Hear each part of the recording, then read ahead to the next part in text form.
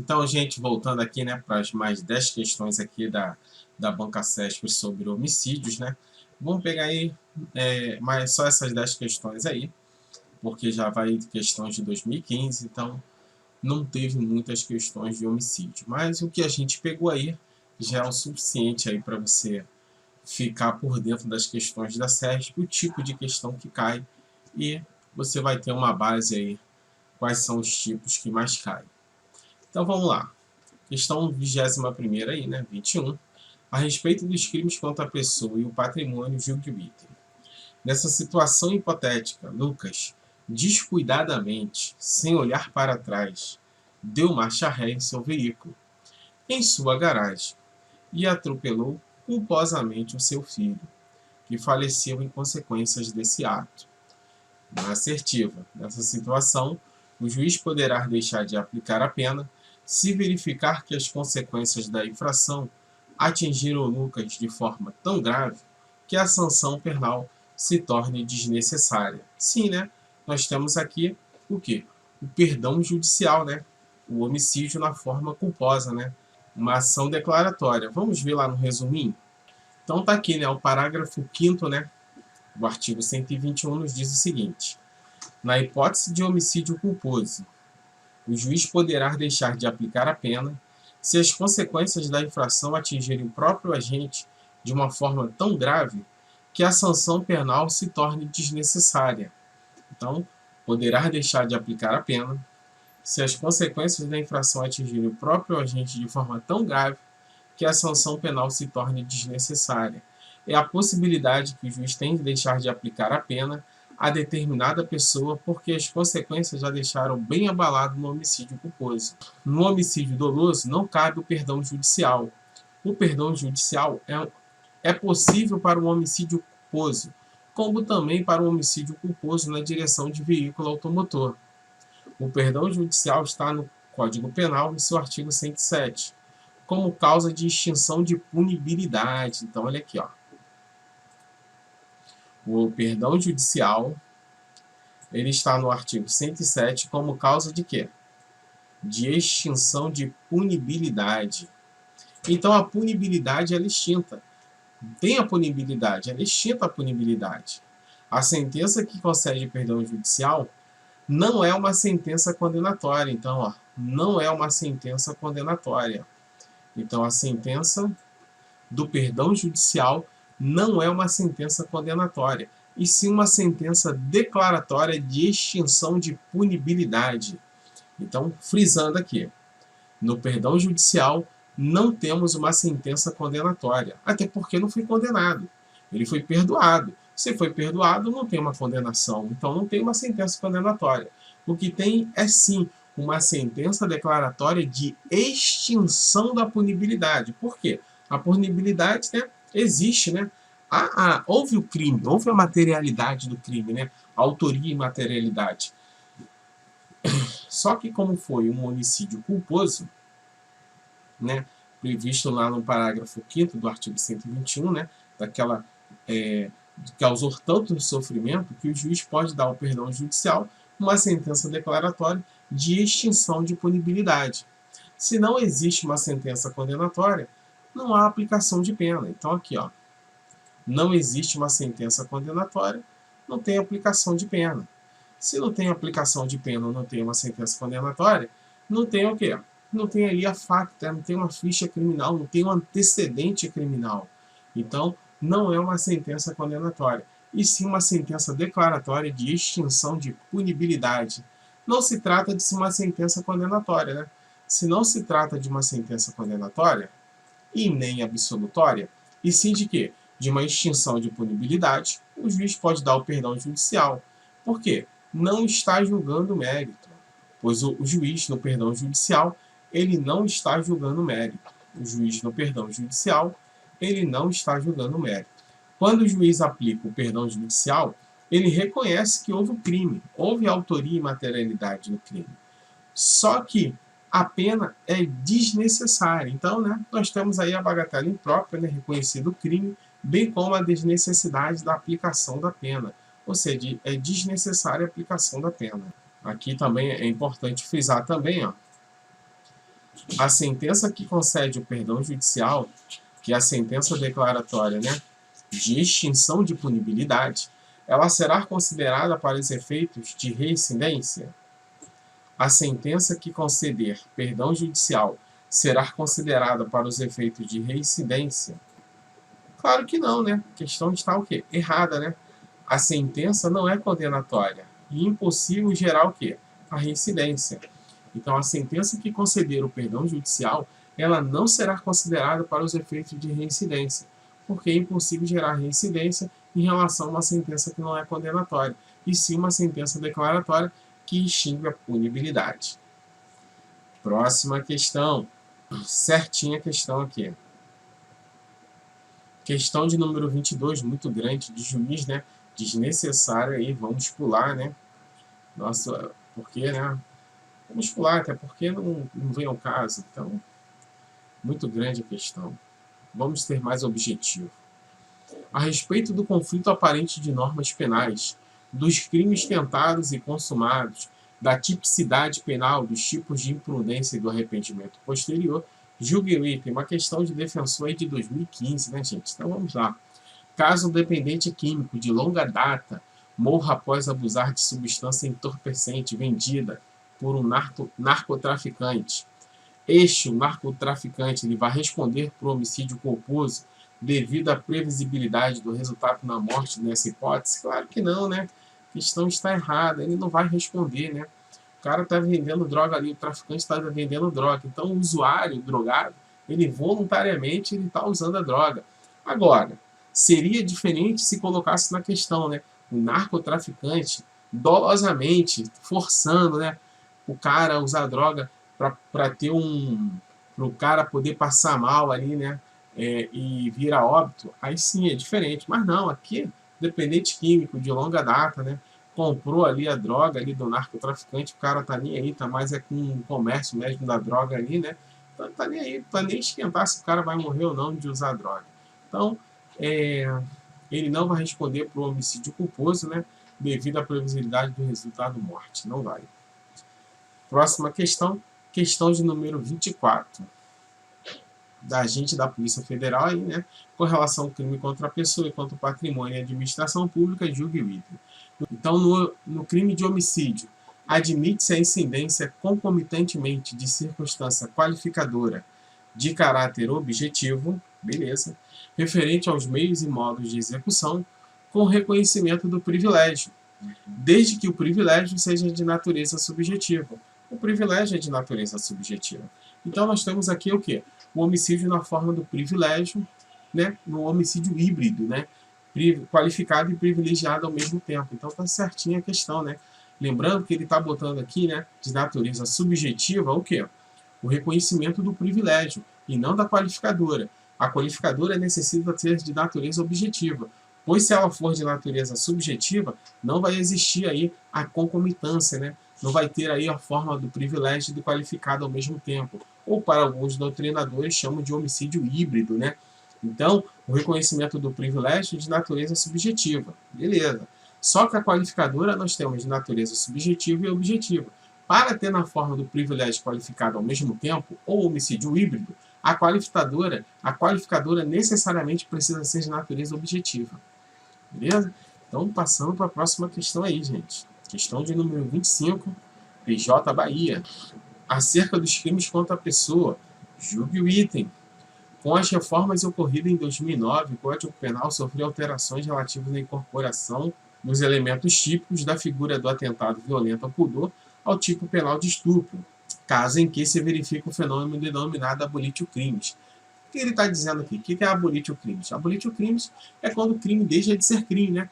Então, abolir o crime, né? Abolitio crimes é abolir o crime, quando era um crime e deixou de ser considerado por lei nova de ser crime. Então ele está dizendo aqui, né, que houve uma alteração, né, em incorporação a elementos típicos da figura do atentado violento ao pudor. Então, o atentado violento ao pudor era um crime. E ele passou de atentado violento ao pudor para o tipo penal de estupro. Então, ele não deixou de ser crime, apenas passou de uma forma para outra. Deixou de ser atentado violento ao pudor e passou para o tipo penal de estupro. Então, não é abolitio crimes. Então, a questão está errada. Letra B. O homicídio tentado se distingue do delito de lesão corporal dolosa pela gravidade da ofensa à integridade física da vítima. Então eu vou tirar uma aula, né, só para poder explicar, né, a diferença, né, do homicídio tentado para a lesão corporal dolosa. Até porque ainda a gente não viu lesão corporal, mas aí é uma diferença da existência, né, do ônibus necante para o ônibus leadente. Então na próxima aula aí, que eu vou pegar a lesão corporal, vou explicar isso aí melhor. Mas não é pela gravidade da ofensa à integridade física da vítima. Infanticídio. O infanticídio representa a hipótese de homicídio privilegiado, contendo o tipo penal um elemento subjetivo personalíssimo, qual seja a influência do estado corporal. Eis a nossa resposta, né? Vou explicar para vocês, né? Então, para alguns doutrinadores, como Guilherme Nucci, o infanticídio ele é conhecido como um homicídio privilegiado. Para alguns doutrinadores, como Guilherme Nucci, entende que o infanticídio ele é um homicídio privilegiado, porque a diferença do homicídio é a especial situação em que se encontra o agente, né, no estado corporal. Qual é a situação especial que o agente se encontra ali naquele determinado momento? O estado corporal. Então, o infanticídio representa a hipótese de homicídio privilegiado, contendo o tipo penal um elemento subjetivo personalíssimo, até porque no infanticídio o sujeito ativo somente pode ser a mãe, né? Qual seja a influência do estado corporal. Beleza? O ordenamento jurídico penal brasileiro não prevê o tipo penal que incrimine o suicídio consumado, já que é impossível punir o morto. Todavia, a tentativa de suicídio é punível, com vistas à prevenção e à repreensão da conduta. Então nós vamos ver também suicídio na próxima aula. No caso que é o induzimento ao suicídio, né? A conduta voluntária, a ausência do dever de cuidado e a previsibilidade do resultado são elementos do homicídio culposo. A conduta voluntária, a ausência do dever de cuidado e a previsibilidade do resultado são elementos do homicídio culposo, figura para cuja configuração, diferentemente do que ocorre com o homicídio doloso, e dispensa o nexo de causalidade, questão toda errada, né, gente? Na previsibilidade do resultado. Claro que o homicídio doloso, o cara prevê o resultado. Questão de número 26, né? No que concerne aos crimes, julga a situação aí. Alex agrediu fisicamente seu desafeto Lúcio, causando-lhe vários ferimentos, e durante a briga decidiu matá-lo, efetuando um disparo com sua arma de fogo, sem contudo acertá-lo. Nessa situação hipotética, Alex responderá pelo crime de lesão corporal em concurso material com a tentativa de homicídio. Então, ele estava agredindo fisicamente seu desafeto Lúcio, estava agredindo, causando-lhe vários ferimentos. E durante a briga, né, ali durante o calor da briga, ele decidiu matar, efetuando o disparo com arma de fogo, contudo acertá-lo. Então, ele está dizendo que ele vai responder por lesão corporal em concurso material com tentativa de homicídio. Errada a questão, né, gente? Vamos ver por que a questão está errada. O caso narra uma progressão criminosa, o que é diferente de crime progressivo. Então ele está narrando aqui uma progressão criminosa, né? Porque ele está desferindo ali vários socos e depois pega a arma e dá um tiro no cara. Então ele está o quê? Ele está numa progressão criminosa, que é diferente de crime progressivo. Ocorre o crime progressivo quando o agente, para alcançar o resultado mais gravoso, ocorre o crime progressivo quando o agente, para alcançar o resultado mais gravoso, passa por outro. Ele passa por outro crime, necessariamente menos grave. Então, mais uma vez, ocorre o crime progressivo quando o agente, para alcançar o crime mais gravoso, ele passa por outro crime necessariamente menos gravoso. O crime progressivo, para ser praticado, ele viola uma norma penal menos grave.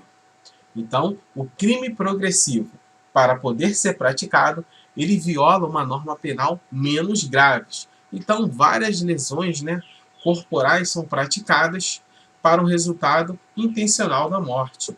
Então, várias lesões corporais são praticadas com o resultado ali morte, né, para o resultado intencional à morte.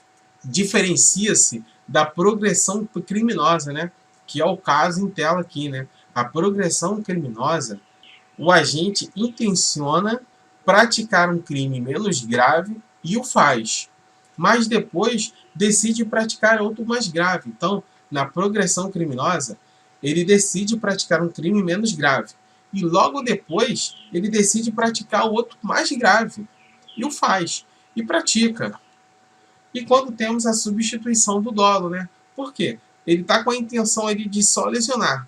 Depois ele muda, tentando a morte do cara. Então é progressão criminosa. De um crime menos grave por um mais grave.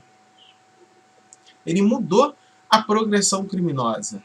Então, na progressão criminosa, o agente intenciona praticar um crime menos grave. A intenção dele é praticar um crime menos grave. Mas depois ele decide praticar um mais grave. E pratica quando tem a substituição do dolo. No crime progressivo, não. Para alcançar o resultado mais gravoso, ele passa por outro, menos grave. Então, muito cuidado. No crime progressivo, ele quer o resultado mais gravoso. Mas para chegar no mais gravoso, ele precisa passar pelo menos grave. Por exemplo, ele quer roubar uma casa. Mas para isso, ele precisa adentrar dentro da casa, violação de domicílio.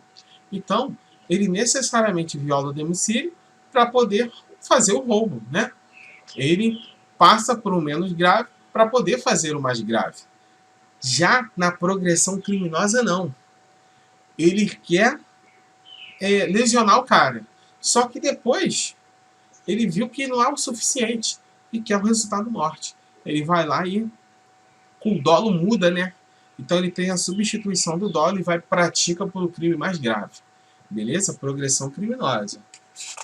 E na situação aí do caso concreto, né? Alex intencionava praticar contra Lúcio um crime menos grave, né? Ele praticava o quê? Somente a lesão corporal. E o fez.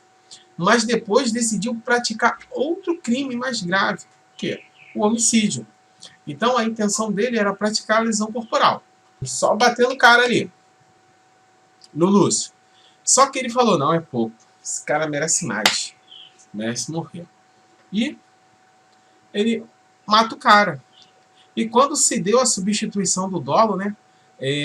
O ânimos leandi, que era o quê? Que era só lesionar, para o ânimos necandi, que era tirar a vida, o dolo, né? O ter o dolo de tirar a vida, ele tem a progressão criminosa ali. Então, no caso concreto, não será aplicado o concurso de crime, seja material, ou formal, ou uma continuidade deletiva. Não será aplicado o concurso de crime. Por quê? E sim a progressão criminosa somente de homicídio, por causa do princípio da consunção. O princípio da consunção, ele tem o crime mais grave, absorve o menos grave. O crime mais grave absorve o menos grave. Tanto no caso de crime progressivo, quanto no caso de progressão criminosa, aplica-se o princípio da consunção. Então, tanto no caso de crime progressivo, quanto no caso da progressão criminosa, é aplicado o princípio da consunção, pelo qual o crime ele mais grave, ele absorve o menos grave. O crime mais grave absorve o menos grave. Razão pela qual Alex vai responder somente pelo crime de tentativa de homicídio, porque é um tipo penal mais grave, absorvendo a lesão corporal, por configurar-se a progressão criminosa e tratando-se de um único delito. Beleza, gente? Partindo aqui para a próxima questão, questão de número 27. Com relação aos princípios institutos dispositivos, julgue o item. Joaquim, plenamente capaz, desferiu diversos golpes de facão contra Manuel com o intuito de matá-lo, mas este, tendo sido socorrido e levado ao hospital, sobreviveu. Nessa situação hipotética, Joaquim responderá pela prática de homicídio tentado, com a pena reduzida, levando-se em conta a sanção prevista para um homicídio consumado. Certinho a questão, né, gente? A questão está correta. Vamos ver o porquê.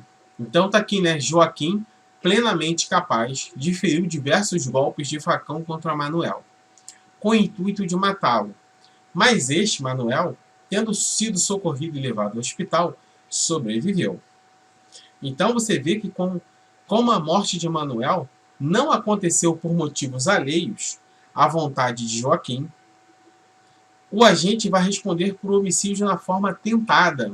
Então o cara foi socorrido, não foi socorrido por ele. Ele queria o quê? Queria matar o cara, mas o cara não morreu. Então vai ser o quê? Ele vai responder por homicídio na forma tentada. De acordo com o artigo 14 e o parágrafo único do artigo 14 nos diz o seguinte: salvo disposição em contrário, pune-se a tentativa com a pena correspondente ao crime consumado. Então vai punir a tentativa com a pena correspondente ao crime consumado. Então ele queria o quê? O resultado morte, né? Ali o homicídio, que é de 6 a 20 anos, salvo engano, 6 a 20 anos. A correspondente ao crime consumado, diminuída de 1 a 2/3. Diminuída de 1 a 2/3. Então o parágrafo único nos diz: salvo disposição em contrário, pune-se a tentativa com a pena correspondente ao crime consumado, diminuída de 1 a 2/3. Então está certinho a questão aqui, né? Responderá pela prática de homicídio tentado com a pena reduzida, levando-se em conta a sanção prevista para o homicídio consumado. Deixa eu ver se eu tenho alguma coisa no resumo. Então nós temos aqui, né, em relação aqui à questão anterior, olha só: progressão criminosa, princípio da consunção e tentativa de homicídio. Inexistência de provas de materialidade do crime de lesões corporais. Verifica a hipótese de progressão criminosa, pois o agente, dentro do mesmo intercrimes,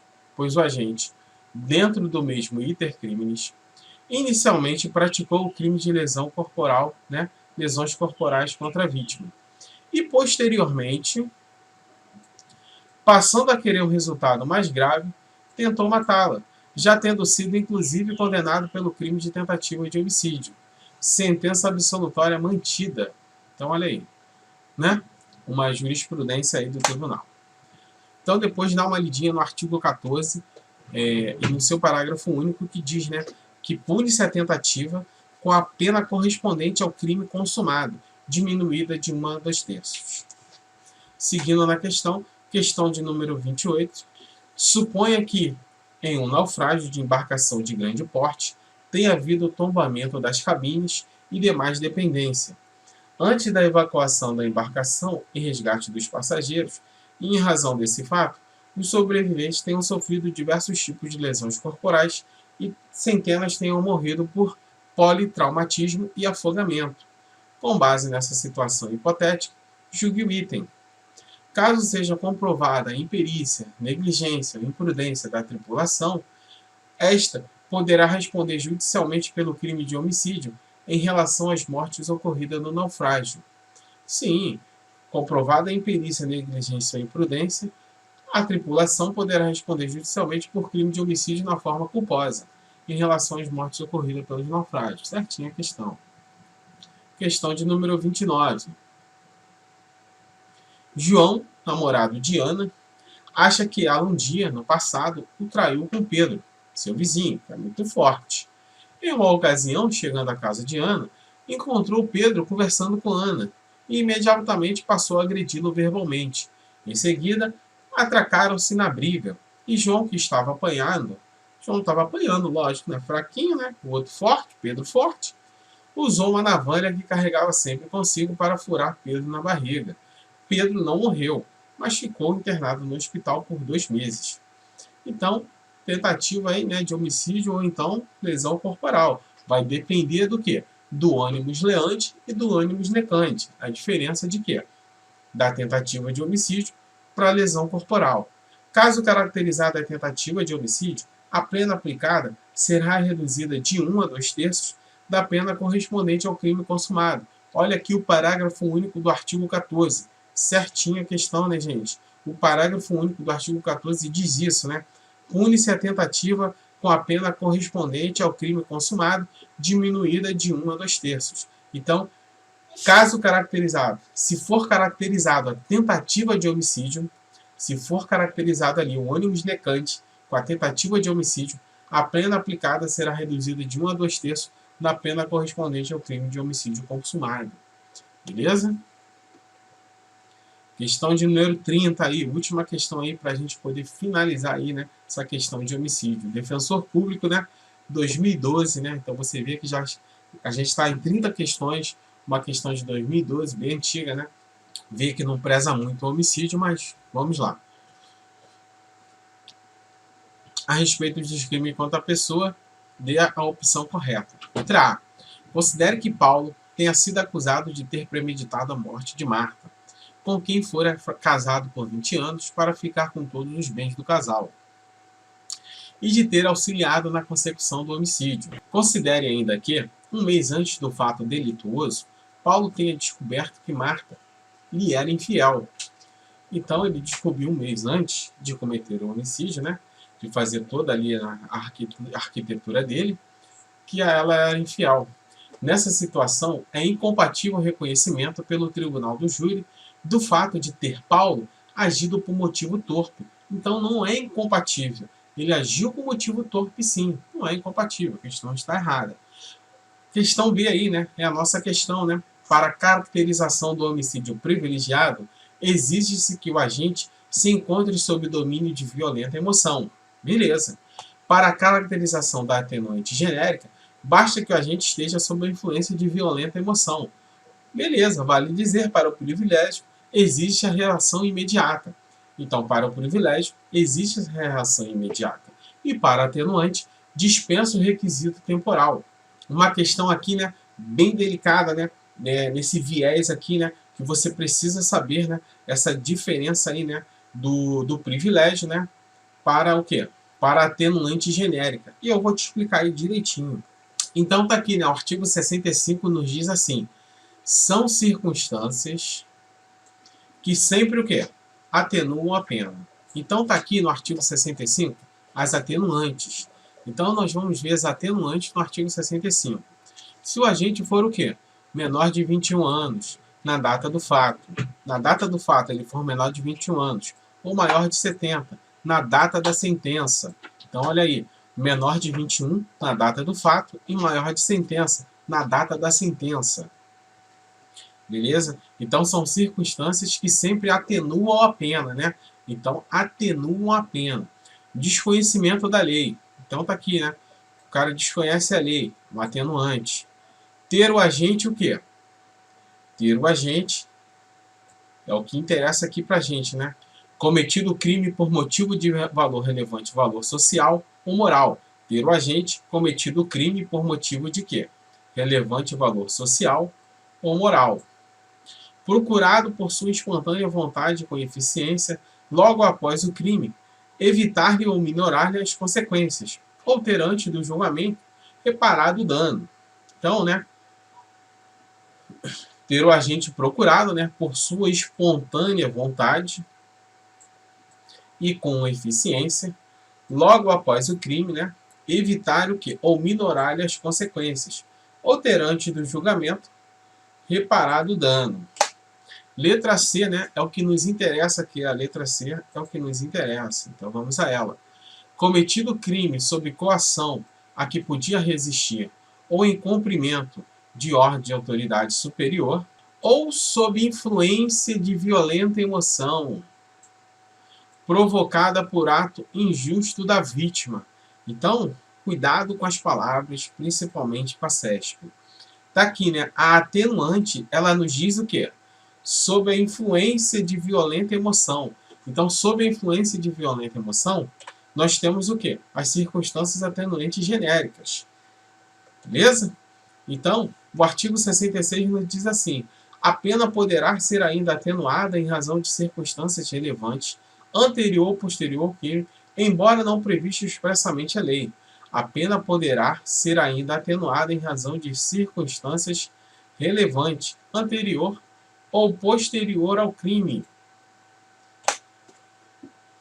Agora, casos de diminuição de pena. Casos de diminuição de pena. Aqui, ó. Casos de diminuição de pena na forma do privilégio. Então, na forma do privilégio, o que nos diz o parágrafo 1º? Se o agente comete o crime impelido por motivo de relevante valor social ou moral, ou sob o domínio de violenta emoção, logo em seguida a injusta provocação da vítima, sob o domínio. Então você vê que no privilégio é sob o domínio. E aqui na atenuante é sob influência.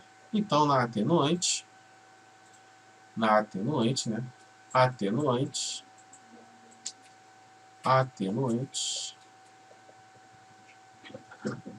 na atenuante é sob a influência e o privilégio é sob o domínio. Então vamos voltar lá à questão. Então tá aqui, né? Para a caracterização do homicídio privilegiado, exige que o agente se encontre sob domínio de violenta emoção. Beleza. E para a caracterização da atenuante genérica, basta que o agente esteja sob a influência de violenta emoção. Vale dizer que para o privilégio existe a reação imediata. O que é a reação imediata no privilégio? Sob domínio de violenta emoção, logo em seguida. Então tá aqui, né? Sob o domínio de violenta emoção, logo em seguida a injusta provocação da vítima. Já que, ou sob domínio de violenta emoção, provocado por ato injusto da vítima. Então você vê que não tem uma reação temporal aqui na atenuante. Então ele está dizendo aqui, né? Vale dizer, para o privilégio existe a reação imediata. Para a atenuante, dispensa o requisito temporal. Beleza, gente? Espero que vocês tenham gostado aí, né? Vamos ver as demais questões aqui, né? O homicídio qualificado privilegiado integra o rol dos denominados crimes hediondos. O homicídio qualificado privilegiado, também dito pela doutrina como homicídio híbrido, ele perde a caráter de hediondez, não é crime hediondo. Sendo a qualificadora no crime de homicídio de caráter subjetivo, não há, em princípio, qualquer impeditivo para a coexistência dessa qualificadora com a forma privilegiada do crime de homicídio, dada a natureza objetiva das hipóteses previstas no artigo 1º. Então, a forma privilegiada no crime de homicídio de natureza não é de natureza objetiva, e sim de natureza subjetiva. Beleza? E a qualificadora precisa ser de natureza objetiva e não subjetiva. E de acordo com a jurisprudência do STF e do STJ, não é possível a coexistência. É possível sim a coexistência, tratando-se de crime de homicídio da qualificadora do motivo torpe, com as atenuantes genéricas do motivo de relevante valor social ou valor moral e de coação resistível. É possível sim. Então tá aqui, ó, o posicionamento dos tribunais superiores sobre o tema, no sentido de que é perfeitamente possível a aplicação simultânea das qualificadoras subjetivas do motivo torpe e fútil, está lá no artigo 121, parágrafo 1º, incisos 1 e 2 do CP, e das circunstâncias atenuantes, que estão lá no artigo 65, né? As circunstâncias atenuantes genéricas subjetivas do relevante valor moral e social e da influência de violenta emoção, artigo 65, 3A e C do CP. Logo, a questão aqui, letra E, está errada. Para você que gostou, deixe seu like, se inscreva no canal. Não sai daí não, vou tomar uma água e já volto.